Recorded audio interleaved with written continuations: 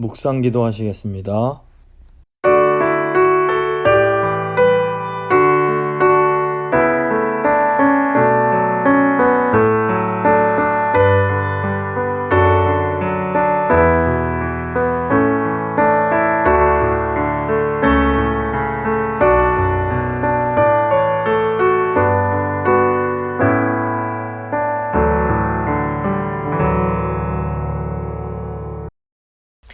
사도신경 고백합니다.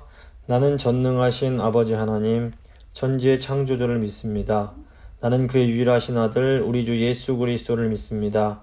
그는 성령으로 잉태되어 동정녀 마리아에게서 나시고 본디오 빌라도에게 고난을 받아 십자가에 못 박혀 죽으시고 장사된 지 사흘 만에 죽은 자 가운데서 다시 살아나셨으며 하늘에 오르시어 전능하신 아버지 하나님 우편에 앉아 계시다가 거기로부터 살아있는 자와 죽은 자를 심판하러 오십니다. 나는 성령을 믿으며 거룩한 공교회와 성도의 교제와 죄를 용서받는 것과 몸의 부활과 영생을 믿습니다. 아멘. 찬송가 90장입니다. 찬송가 90장 찬양하시겠습니다.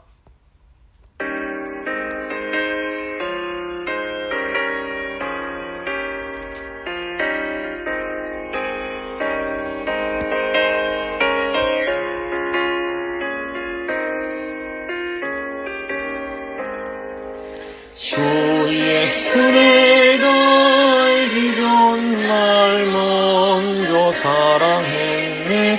그 크신 사랑 나타나 내 영혼 거듭났네.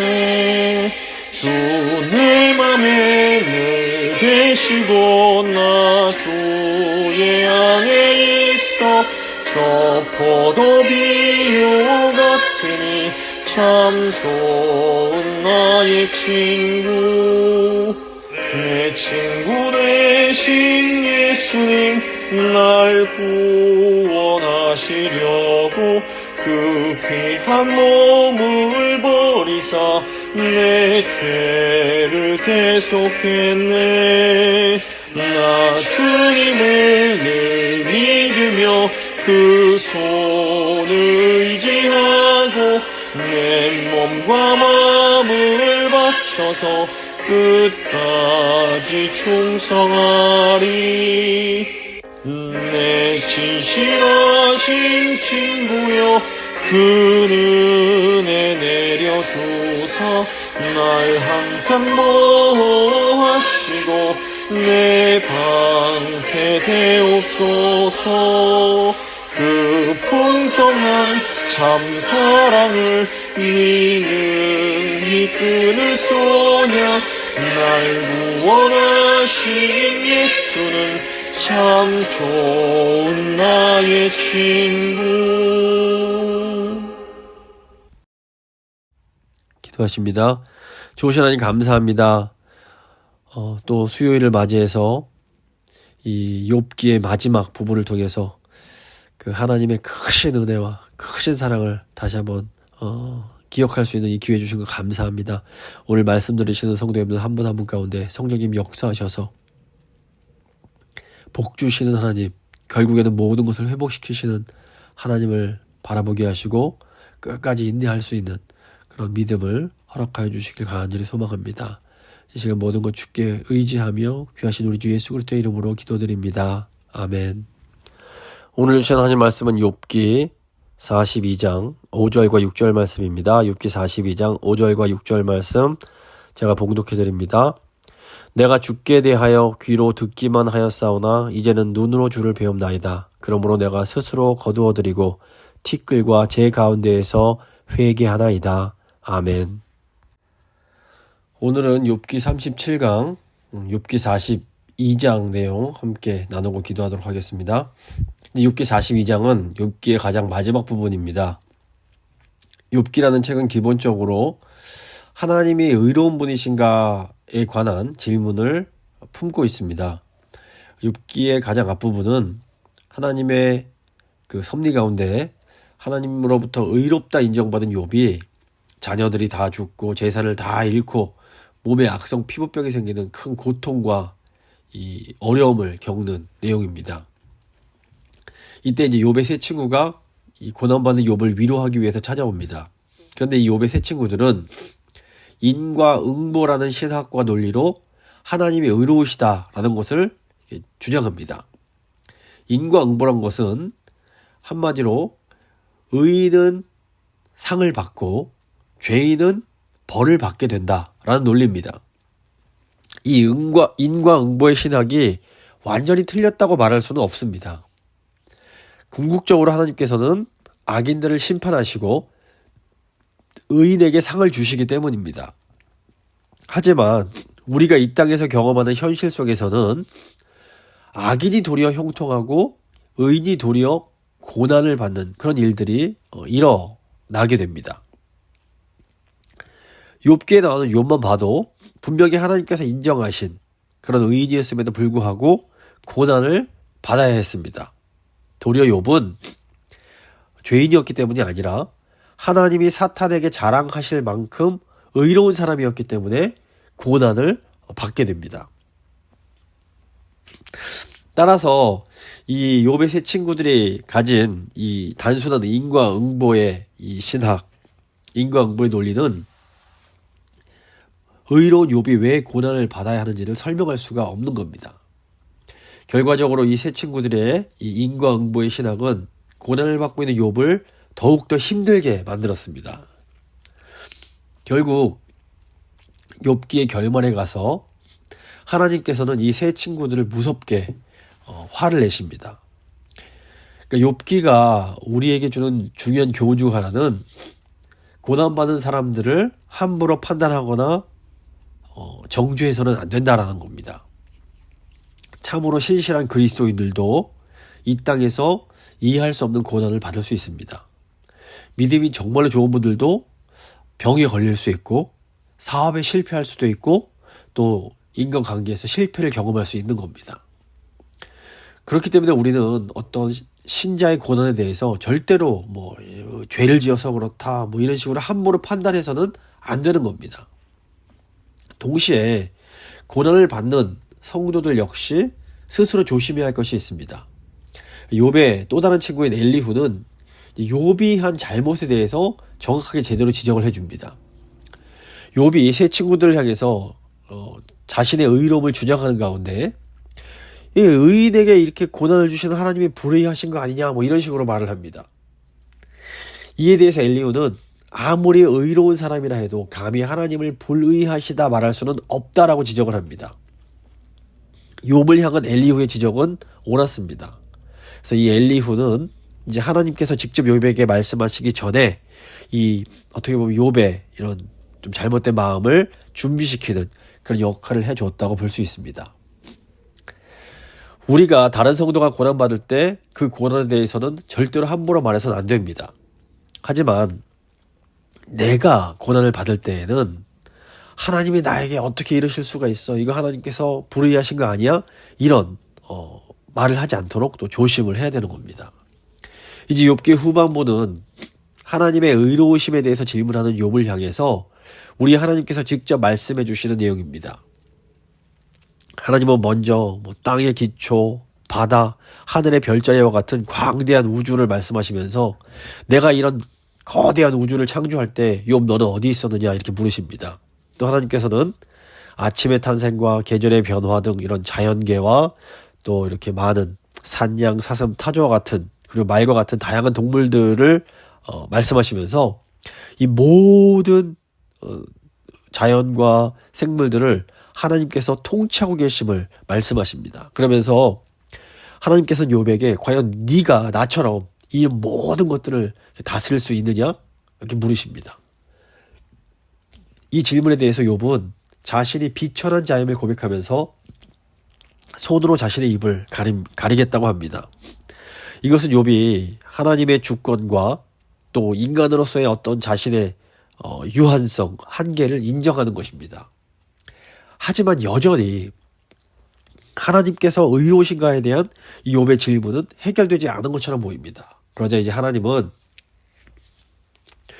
이 베헤못과 리워야단이라는 무시무시한 정말 보면 납도당할 수밖에 없는 그런 생명체들을 언급하시면서 하나님께서 이런 것들도 통제하고 계심을 말씀하십니다.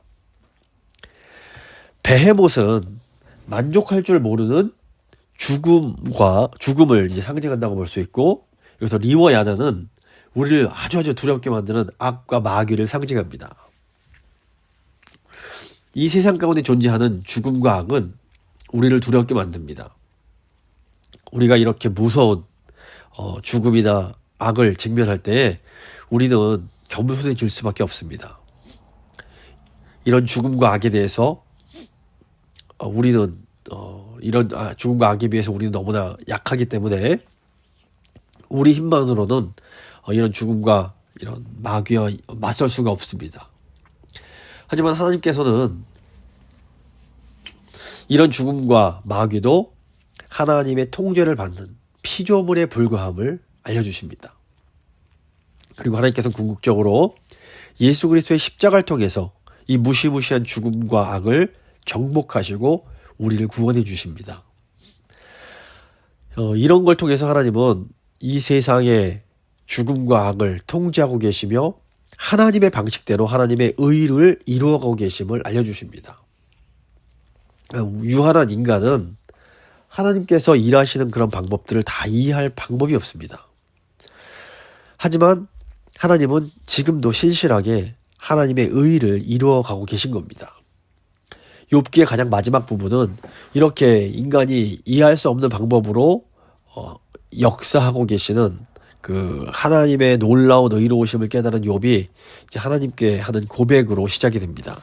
42장 1절과 6절을 보시면 욥이 여호와께 대답하여 이르되 주께서는 못하실 일이 없사오며 무슨 계획이든지 못 이루실 것이 없는 줄 아오니. 욥은 무한하신 하나님의 능력을 이제 알게 됐다 고백을 합니다. 사실상 욥은 하나님이 얼마나 무한한 능력을 가지고 계신 분인지 지식적으로는 이미 알고 있었습니다. 그러므로 지금 하나님의 능력에 대한 욥의 고백은 단순한 어떤 지적 깨달음이 아니라 무언가 전혀 새로운 차원의 깨달음이 있었음을 의미합니다. 3절 말씀입니다. 무지한 말로 이치를 가리는 자가 누구니까 나는 깨닫지도 못한 일을 말하였고 스스로 알 수도 없고 헤아리기도 어려운 일을 말하였나이다. 욥의 깨달음에 있어서 가장 중요한 부분은 자신의 무지에 대한 것이었습니다. 욥은 자신이 하나님과 또 이 세상에 대해서 그리고 의로움에 대해서 무언가를 안다고 생각을 했습니다. 하지만 욥은 이 베헤못과 리워야단에 대한 하나님의 말씀을 듣고 나서는 하나님의 지혜는 자신이 감히 입을 놀릴 수 없을 만큼 어마어마하게 크고 깊다란 것을 이제 깨닫게 됩니다. 이 하나님의 엄청난 지혜에 대한 욥의 고백은 하나님의 그 지혜의 깊음을 찬양하는 사도 바울의 고백을 떠오르게 만듭니다. 로마서 11장 33절부터 36절 보시면 사도 바울이 이렇게 고백을 합니다. 깊도다 하나님의 지혜와 지식의 풍성함이요 그의 판단은 헤아리지 못할 것이며 그의 길은 찾지 못할 것이로다. 누가 주의 마음을 알았느냐? 누가 그의 모사가 되었느냐?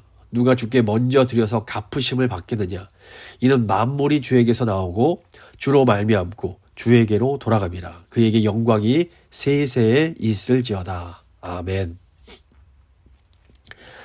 하나님의 그 깊고 넓은 지혜를 깨달은 사람은 이런 자신의 무지를 고백하게 됩니다. 이 중세의 가장 위대한 신학자요 천재였던 사람이 토마스 아퀴나스입니다. 이 토마스 아퀴나스가 저술한 신학대전이라는 책은 지금까지도 중세 신학을 대표하는 책입니다. 그런데 이 천재 아퀴나스가 말년에 하나님을 예배하는 중에 아주 놀라운 하나님에 대한 체험을 하게 됩니다. 이 체험이 있은 후에 아퀴나스는 자신이 경험한 하나님에 비하면 그동안 자신이 썼던 모든 글은 다 지푸라기와 같다고 고백을 하면서 절필을 하고 다시는 글을 쓰지 않았다고 합니다. 광대하신 하나님의 지혜를 깨닫고 난 후에 자신의 무지를 깨닫게 된 겁니다.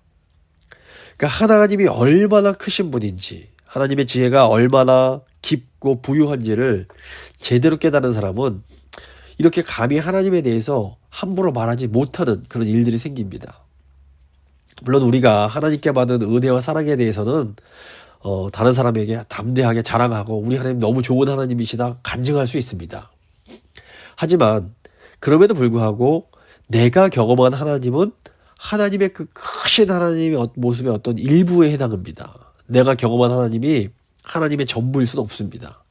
그렇기 때문에 하나님에 대해서 너무 자신만만하게 마치 자신이 다 하나님을 안다는 듯이 말하는 것은 아직 하나님이 어떤 분이신지 제대로 깨닫지 못했다는 것을 보여주는 것일 수 있습니다. 우리는 하나님의 크신 사랑과 은혜에 대해서는 확신할 수 있어야 됩니다. 하지만 동시에 우리가 가진 하나님의 지식에 대해서는 겸손해질 필요가 있는 겁니다. 4절부터 6절 보시면 내가 말하겠사오니 주는 들으시고 내가 주께 묻겠사오니 주여 내게 알게 하옵소서. 내가 주께 대하여 귀로 듣기만 하였사오나 이제는 눈으로 주를 배움나이다. 그러므로 내가 스스로 거두어드리고 티끌과 제 가운데서 회개하나이다. 욥은 자신이 하나님에 대해서 그동안 귀로 듣기만 했었다고 고백을 합니다. 여기서 귀로 들은 것은 욥이 과거에 알고 있던 하나님을 의미합니다. 욥은 이미 하나님을 잘 알고 있었고 또 하나님을 깊이 사랑하고 있었습니다. 하나님께 의롭다 인정받은 욥이었습니다. 하지만 그럼에도 욥이 알고 있던 하나님은 너무나 제한적이었습니다.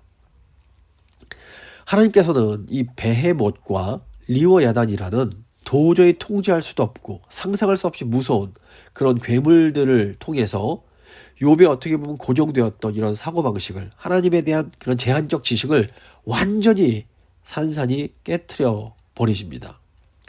사실 인간은 굉장히 완고해서 자신이 갖고 있는 생각과 믿음을 쉽게 포기하려고 하지 않습니다. 우리는 우리가 가지고 있던 전통적인 생각을 지키고 싶어하고 바꾸고 싶어 하지 않습니다. 이것은 하나님을 진실되게 사랑하는 사람들도 예외가 아닙니다. 사도행전 10장을 보시면 하나님께서 베드로가 이제 때에 맞춰서 기도할 때에 하늘에서 부족한 것으로 여기지는 그런 것들을 내려보내시면서 먹으라고 하는 그런 환상을 보여주십니다. 이것은 이제 유대인들이 부족하게 여기던 이방인 고넬료에게 복음을 전하고 성령을 받게 하기 위해서 마음을 준비시키신 거였습니다. 근데 여기서 놀라운 것은 베드로가 하나님께서 주시는 그런 것임에도 불구하고 하나님 저 못 먹습니다. 3번이나 거절을 했다는 겁니다. 예수님을 진정으로 사랑하는 수지자 베드로였지만 이 베드로도 그동안 자신이 지켜오던 전통을 지키겠다고 고집을 부리는 겁니다. 근데 이 베드로의 모습이 이 자신의 의로움을 주장하던 욥의 모습이요 동시에 우리 것을 지키고자 하는 모습일 수가 있는 겁니다. 우리는 우리에게 익숙한 것에서 벗어나고 싶어 하지 않습니다. 그리고 우리가 마주하는 현실, 우리가 부딪히는 현실이 그동안 우리가 가지고 있던 생각, 우리가 귀로 들어왔던 생각과 다르면 욥처럼 하나님이 어떻게 이러실 수가 있지? 하나님이 정말로 의로우신 분인가? 이런 식으로 의심하게 되는 경우가 있습니다. 그래서 하나님은 이 욥과 같은 믿음의 사람, 어떻게 보면 하나님 보실 때 의로운 사람들이 이런 고정관념이라는 껍질을 깨고 나올 수 있도록 때로 베헤못과 리워야단 같은 이런 무시무시하고 충격적인 그런 일들을 사용하시기도 하는 겁니다.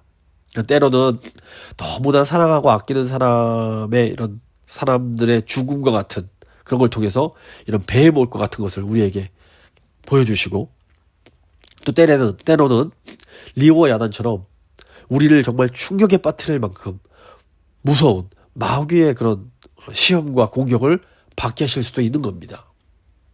근데 이것이 다 하나님의 그 손 안에 있는 겁니다. 놀랍게도 하나님께서는 우리가 이렇게 두려워하고 너무 힘들어하는 이런 무서운 일들을 통해서도 그 하나님에 대해서 새로운 것을 알게 해주실 수가 있는 겁니다.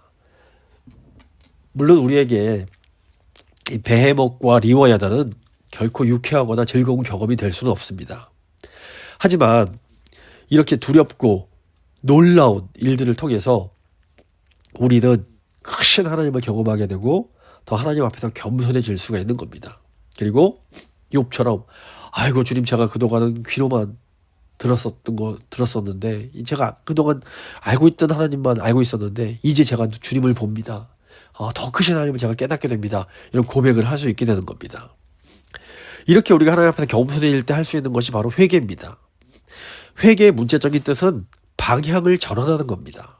회개는 잘못된 길 가다가 자기 잘못된 방향으로 가고 있다는 것을 깨닫고 방향을 돌이켜서 하나님께서 원하시는 방향으로 돌아가는 것을 의미합니다. 그래서 하나님께서 훈련으로 주시는 고난은 우리가 느끼기에는 너무 무섭고 너무 힘들고 너무 길게 느껴집니다.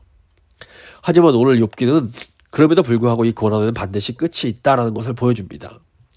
욥이 이렇게 새로운 하나님에 대해서 깨닫고 방향을 돌이켜 회개할 때에 그가 겪어야 했던 그 길고 긴 고난의 훈련이 비로소 끝나게 되는 겁니다.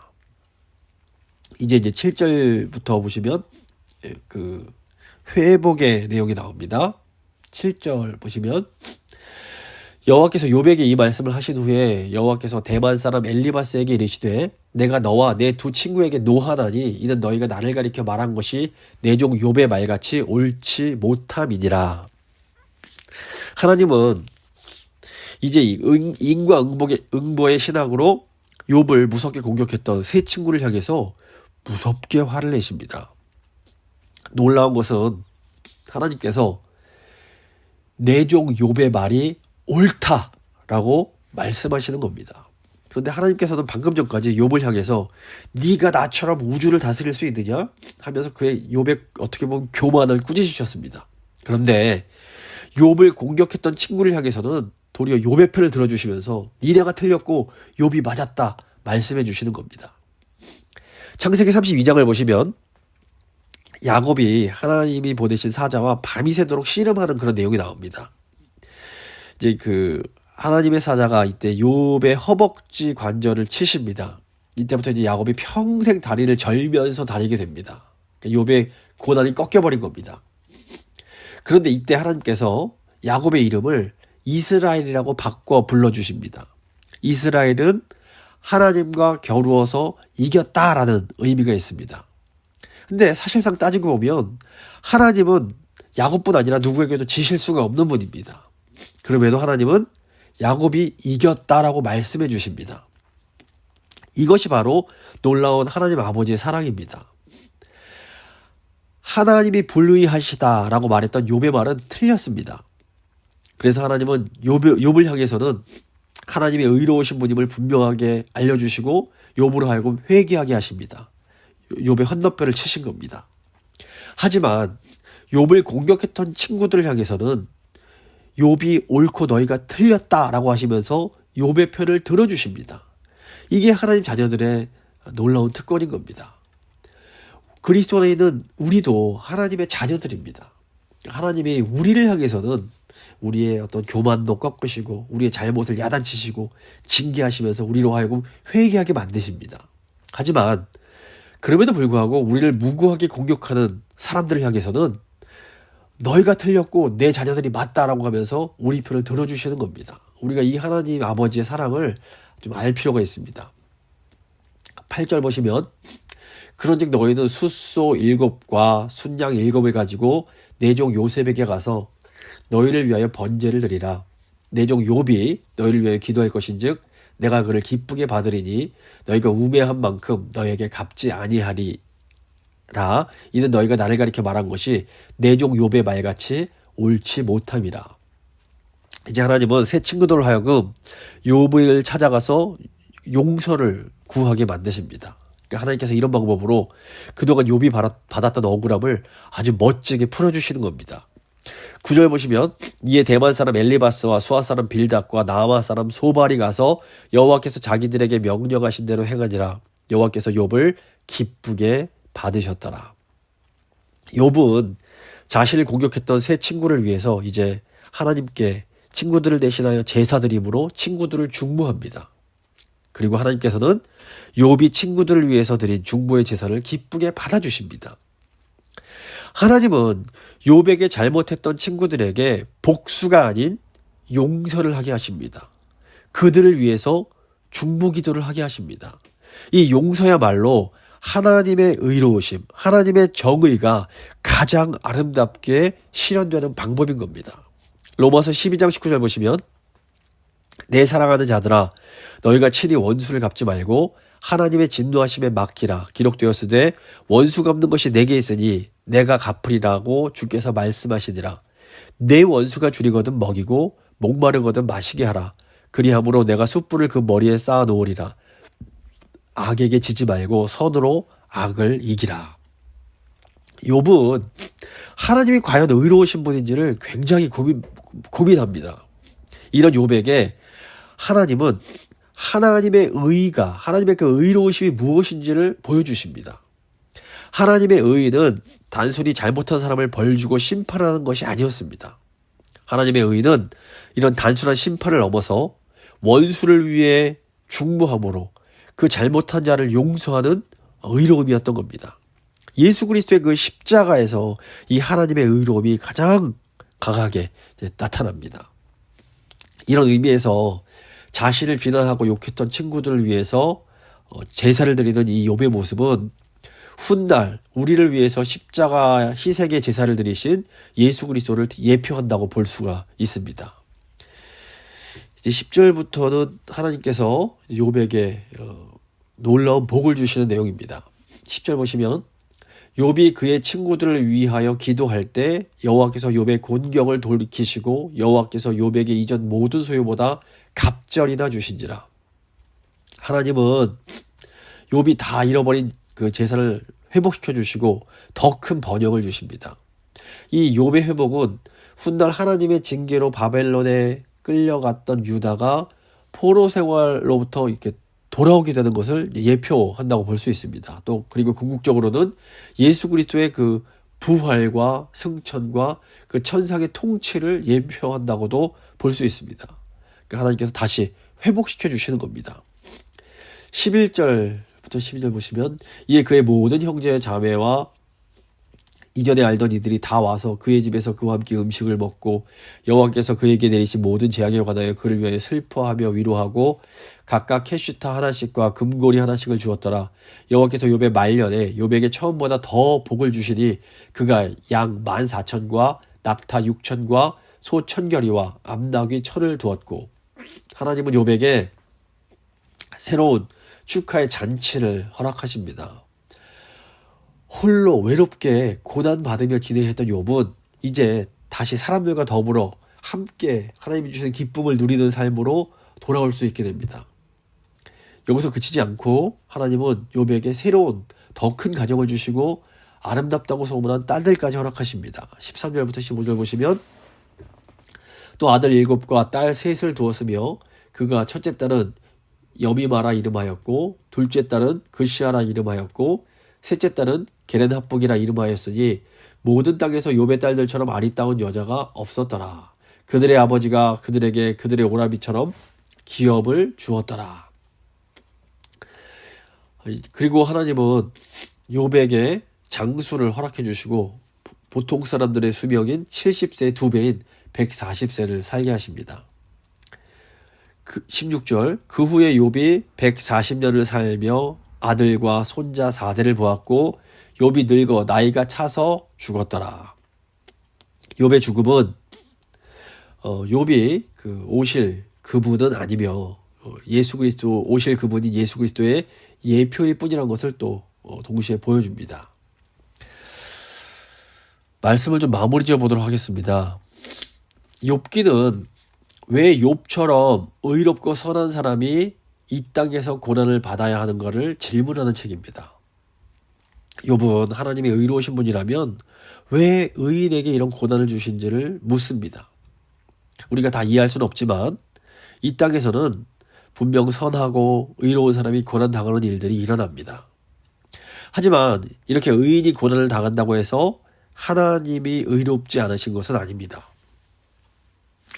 하나님은 우리가 이해할 수 없을지 몰라도 하나님의 방식으로 하나님의 의의를 이루어 가십니다. 죄가 없으신 예수님께서 고난을 받으시고 십자가에서 죽으심으로 하나님의 놀라운 의의가 나타나게 됩니다. 하나님의 의의는 예수님께서 영광 중에 다시 오실 때 최종적으로 이제 드러나게 될 것입니다. 욥기를 보면 하나님은 먼저 욥과 하나님의 관계를 회복하신 후에 욥에게 복을 허락해 주십니다. 이 순서가 굉장히 중요합니다. 하나님이 먼저 욥에게 복을 주시고 그런 그 복을 받은 욥이 역시 하나님은 좋으신 하나님이다 이렇게 고백한 것이 아닙니다. 욥이 고난 중에 이 고난을 통과하고 고난 가운데 이제는 제가 두 눈으로 주님을 뵙습니다. 이 외친 후에 욥이 복을 받게 됩니다. 그러니까 욥이 고난을 받은 중에 하나님 앞에 먼저 엎드림으로 자신의 참된 믿음을 드러낼 때에 이 하나님께서 그 믿음을 이제 받아주시는 겁니다. 욥은 고난 중에 하나님은 하나님이시기에 어떤 상황 속에서도 예배 받으시기에 합당하십니다 라는 고백을 하는 겁니다. 이 예배를 드릴 때 욥은 고난을 받고 있었습니다. 이 자기 고난이 끝날지 어떨지 알 수 없었고 어떤 증거나 확신도 없었습니다. 이것은 욥이 자기 눈에 보이는 것을 따라 살지 않고 믿음으로 살았음을 의미합니다. 믿음으로 하나님의 하나님 되심을 고백했던 겁니다. 더 나아가서 하나님께서 욥에게 주신 복은 욥이 예배를 잘 드렸기 때문에 받은 상도 아닙니다. 욥이 나중에 재물이 2배로 늘고 이렇게 모든 것이 회복된 것은 전적인 하나님의 은혜입니다. 근데 하나님께서는 이처럼 복을 받을 자격이 없는 우리에게도 놀라운 복을 부어주십니다. 근데 이 욥이 받은 복과 관련돼서 가장 중요한 것은 이 복이 가장 마지막에 주어지는 것이라는 겁니다. 야고보 사도가 이것을 잘 알고 있었습니다. 야고보서 5장 7절과 11절 보시면 그러므로 형제들아 주께서 강림하시기까지 길이 참으라. 보라 인내하는 자를 우리가 복되다 하나니 너희가 욥의 인내를 들었고 주께서 주신 결말을 보았거니와 주는 가장 자비하시고 긍휼히 여기시는 이시니라. 사실 우리는 지금도 복을 받고 있습니다. 하나님께서 우리에게 지금도 복을 부어주십니다. 하지만 지금 우리가 받는 복은 마지막에 하나님께서 우리에게 쏟아부어 주실 그 복의 맛보기에 불과합니다. 하나님께서 마지막에 부어주실 이 복은 정말로 놀라운 큰 복이 될 겁니다. 하지만 그럼에도 이 복은 우리의 마지막에 주어집니다. 이 땅에서 이 성도들의 삶은 어떻게 보면 전투요, 기다림의 연속이라고 볼 수 있습니다. 우리는 이 땅에서도 하나님의 사랑을 받습니다. 하지만 동시에 이 땅에서는 하나님의 어떤 징계소를 통해서 겸손함을 또 배워야 됩니다. 하지만 또 우리는 이 땅에서 하나님께로부터 의롭다 인정을 받으면서 또 살아갑니다. 이것이 우리의 삶인 겁니다. 하지만 우리의 복은 결국에는 가장 마지막에 오게 됩니다. 그래서 우리는 장차 하나님께서 우리에게 주실 그 영광을 바라보면서 이 땅에서는 고난받으신 예수 그리스도와 함께 고난을 받을 수 있음을 우리가 기억해야 됩니다.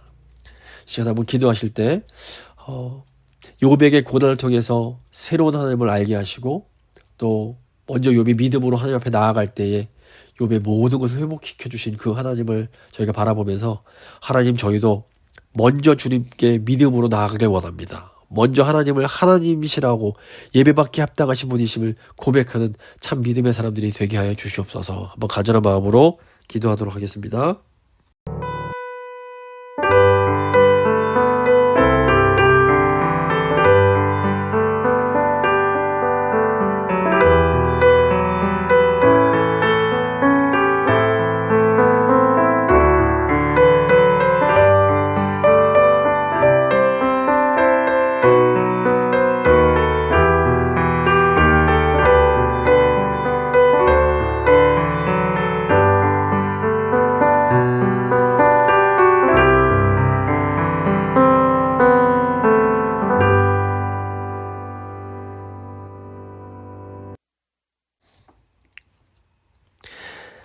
참 좋으신 하나님 감사합니다. 욥기의 말씀을 통해서 하나님이 얼마나 의로우신 분이며 또 저희가 감히 상상할 수 없는 놀라운 지혜를 가지신 분이심을 다시 한번 깨닫게 하심에 감사를 드립니다. 욥이 먼저 믿음으로 하나님 앞으로 나아갈 때에 하나님께서 그 욥의 믿음을 보시고 모든 것을 회복시켜 주심을 또 저희가 보면서 감사를 드립니다. 하나님 저희 고난이 언젠가는 끝이 날 줄을 저희가 믿습니다.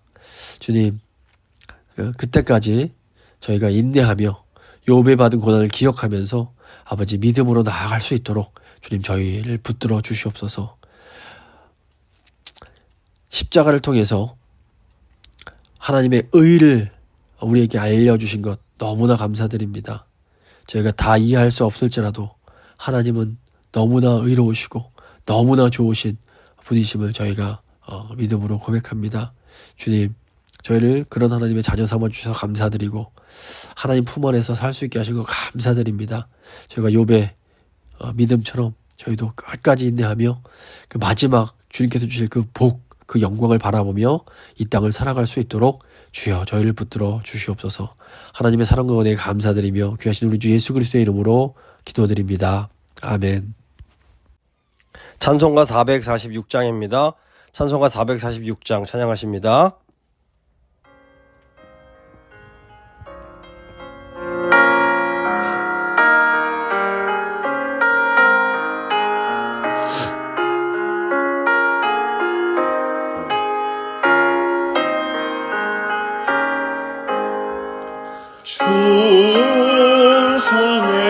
충성에는 참 기쁨 없도다. 날 사랑하신 주 늘 계시옵소서. 기쁘고 기쁘도다. 항상 기쁘도다. 나 주께 왔사오니 복 주옵소서. 나 주께 왔으니 복 주시옵소서. 주 함께 계시면 큰 시험이 기네. 기쁘고 기쁘도다. 항상 기쁘도다. 나 주께 왔사오니 복 주옵소서. 주 떠나가시면 내 생명 헛되네. 기쁘나 슬플 때 늘 계시옵소서. 기쁘고 기쁘도다. 항상 기쁘도다. 나 주께 왔사오니 복 주옵소서. 그 귀한 언약을 이루어 주시고 주 명령 따를 때 늘 계시옵소서. 기쁘고 기쁘도다. 항상 기쁘도다. 나 주께 왔사오니 복 주옵소서.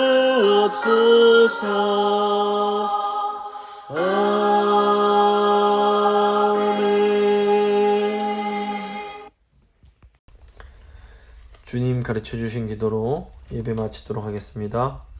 하늘에 계신 우리 아버지, 아버지의 이름을 거룩하게 하시며 아버지의 나라가 오게 하시며 아버지의 뜻이 하늘에서와 같이 땅에서도 이루어지게 하소서. 오늘 우리에게 일용할 양식을 주시고 우리가 우리에게 잘못한 사람을 용서해 준 것 같이 우리 죄를 용서해 주시고 우리를 시험에 빠지지 않게 하시고 악에서 구하소서. 나라와 권능과 영광이 영원히 아버지의 것입니다. 아멘.